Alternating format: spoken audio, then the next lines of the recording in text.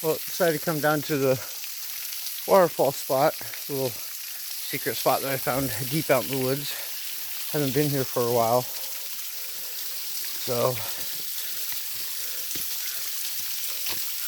But it's starting to work on getting a little dark, so I'm gonna end up just looking around here real quick.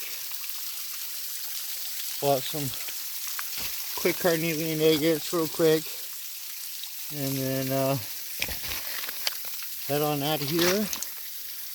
That one is really cool.